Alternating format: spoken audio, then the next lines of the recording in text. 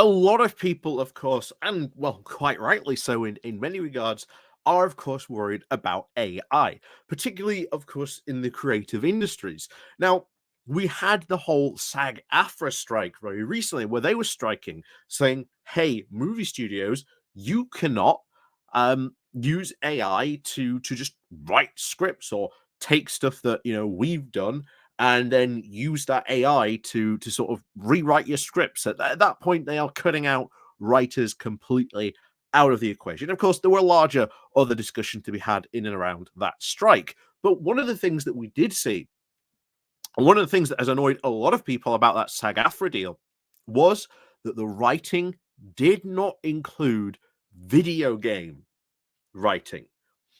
That has annoyed a lot of people, that the video games sort of writers were almost sort of cut out of this deal, and they have their own unions inside the SAG-AFTRA, and there's a lot of momentum building now.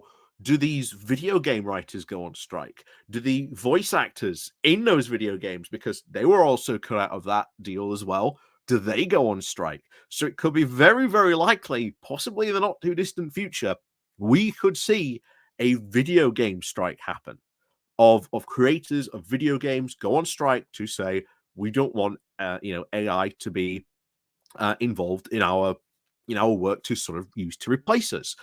And I agree on that. I do not think that AI should be used to sort of recreate or cut writers out of the creative process. But from my own personal sort of perspective that I've used, from someone who has dyslexia, I have found AI to be a really useful tool.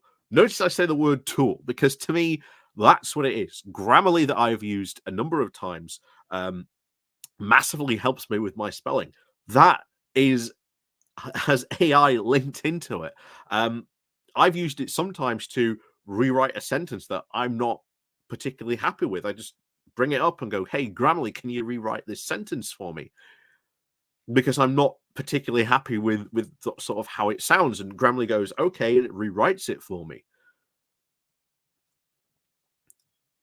So to me, and that's fine. That's my work. I've just used AI to help me on that, to in many ways sort of overcome my dyslexia in many ways, which I've found really, really useful. So I do not want AI to go away. I think AI can still be a really useful tool in the future, but the idea of it fully replacing creatives, let's face it, not really going to happen. But companies are going to try everything they can to try and make AI a thing, and actually, replace people. And now, interestingly enough, a new argument seems to be arriving in the, or at least coming from the UK creative industry sector. And this is something that we should be paying attention to, because the UK creative industry sector is a massive sector. It is something that we are actually really good at. We've got, again, video games. We've got recording studio. There are music studios out there. There's the artists involved helping to record all those sort of the music, voice act, um, animation studios. There are still plenty in the UK at the moment. We have film, we have TV studios that make some incredible stuff.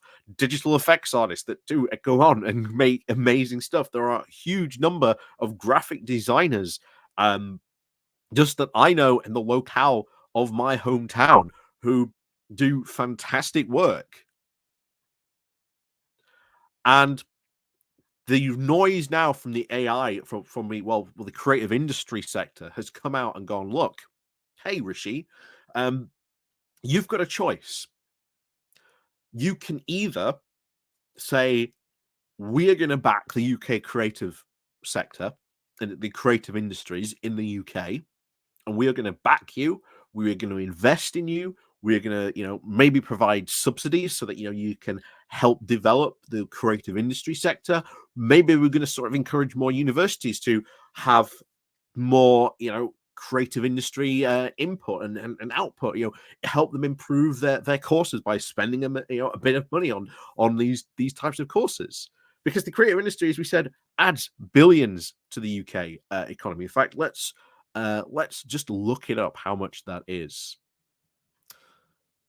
Okay, so I went and looked it up to see how much the UK creative industry is worth, and according to the Department for Digital Culture, Media and Sports, or DCMS, this contributed in 2021, because these are just the recent figures that I could find,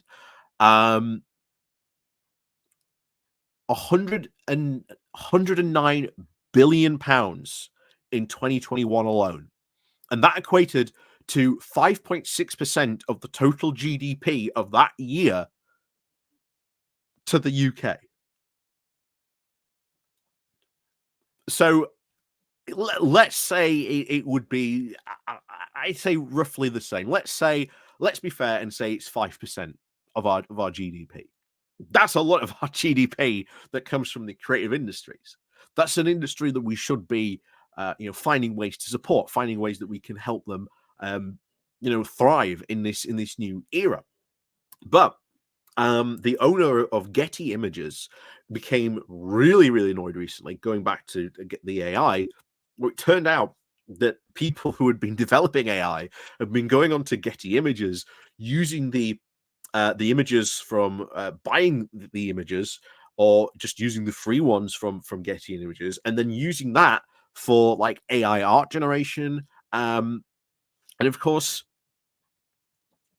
that's quite bad. If that had been going on, and that sort of does really damage at that point the creative industry here in the UK. If that's the type of things that the AI people are trying to do, and at the moment, AI is it's a bit of a fad. You may remember a couple of years ago, blockchain was all the big thing. Blockchain, blockchain, blockchain, blockchain. You very rarely hear people talk about blockchain now. I think AI is roughly the same thing now. That yeah, AI and sort of the tools are going to have its uses, but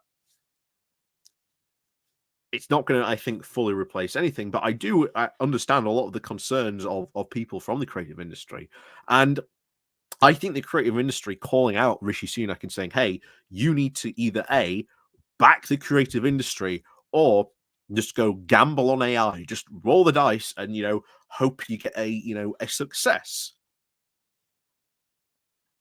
Just that seems to be the current non-strategy. Well, to be honest, there is no strategy really from this current government about the UK creative industries, or how we could invest maybe in this really vital, vibrant sector that adds roughly around 5% to our GDP every year. you know, um, but I also don't think we should ignore AI either. I think we do need to look at regulations, how we can regulate AI, what we can sort of do about it, and also how we can encourage the AI industry here in the UK at the same time as well to help create the tools of the future. Um, this I do have a really strong belief that AI is going to create some very, very good tools. As I've said before, I use Grammarly. Grammarly has an AI asset part of it. I find it amazing. It has improved my writing because of it. And it's been a noticeable improvement from me and other people who've sort of used to my used to my writing. So no, it has been a really useful tool for me to be able to use. So I don't want that to go away either. But again, I think it comes down to regulations and what regulations we do and pass around, AI.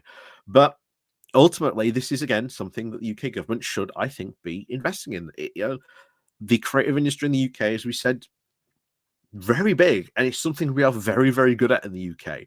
Um, from film, television, studios, animation, art, all kinds of stuff, creative that the UK gets involved in.